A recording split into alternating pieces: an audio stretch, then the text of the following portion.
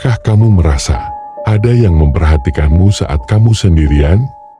Di channel ini, kami mengungkap kisah-kisah nyata yang tak bisa dijelaskan oleh logika. Selamat datang di Reza Santuy. Dan bersiaplah untuk merinding. Waktu menunjukkan pukul 1.42 dini hari.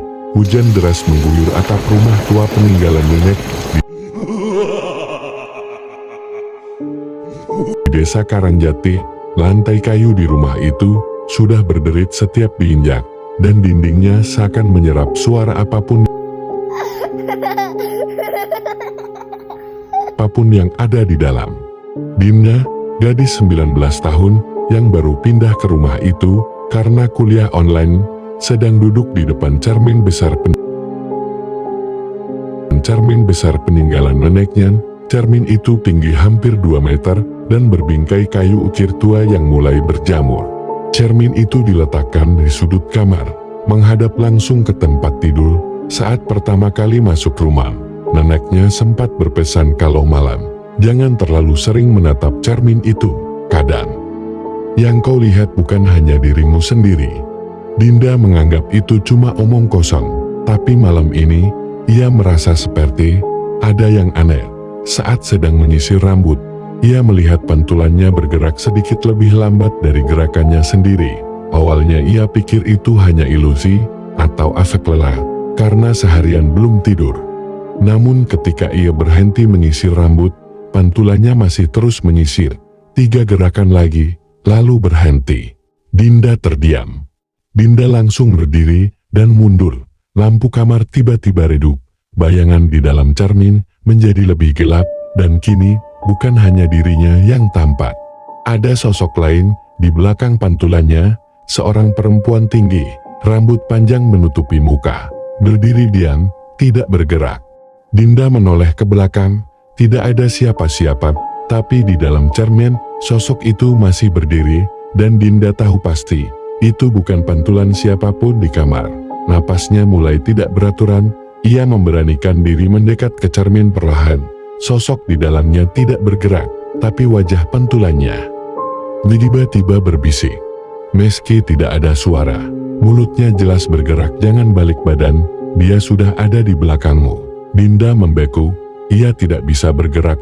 Matanya terfokus pada cermin. Pelan-pelan, suara napas berat mulai terdengar di telinganya.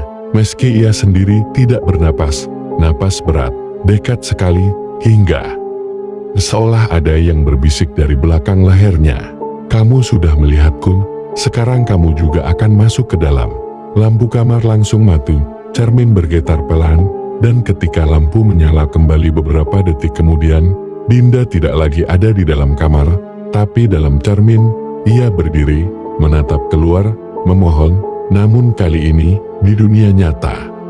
Yang berdiri di kamar adalah pantulan yang sebelumnya tidak bergerak seperti dirinya, dan ia hanya bisa berteriak dalam diam dari dalam cermin. Dina kira semuanya sudah berakhir. Sejak ia menutupi cermin di kamarnya dengan kain putih tebal, suara-suara itu menghilang. Malam menjadi lebih tenang. Setidaknya untuk beberapa hari. Namun malam ini berbeda. Kain putih yang biasanya menutup cermin terjatuh. Padahal jendela tertutup, dan tak ada angin. Dina menatap cermin itu sejenak. Ia mendekat, tapi tak berani melihat bayangannya sendiri. Tapi sebelum ia menyentuh kain yang terjatuh, suara itu kembali. Kau melihatku, tapi kau tak ingat siapa aku. Jantung Dina berdetak cepat. Suaranya sama pelan, dekat, seperti ada yang membisikkan langsung di telinganya. Ia mundur beberapa langkah, tapi bayangan dalam cermin tidak ikut mundur. Itu bukan bayangannya. Bayangan itu tersenyum. Sementara Dina sendiri gemetar ketakutan. Aku bagian dari ingatan yang kau kunci, tapi aku belum mati. Belum pergi. Cermin itu mulai bergetar. Permukaannya terlihat seperti air beriak pelan. Dina mencoba berteriak, tapi suaranya tak keluar. Tangannya kaku, tubuhnya dingin. Kemudian tangan dari dalam cermin perlahan menekan kaca. Kuku-kuku hitam panjang mencakar permukaannya, meninggalkan suara seretan tajam yang membuat bulu kuduk berdiri. Waktumu hampir habis, cermin itu retak. Pelan tapi pasti peretakan itu membentuk wajah-wajah Dina tapi dengan mata kosong dan senyum aneh Dina pingsan.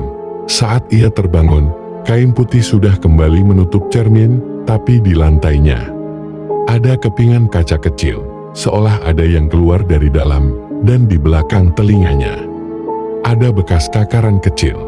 Klik subscribe dan nyalakan loncengnya, biar kamu nggak ketinggalan kelanjutannya.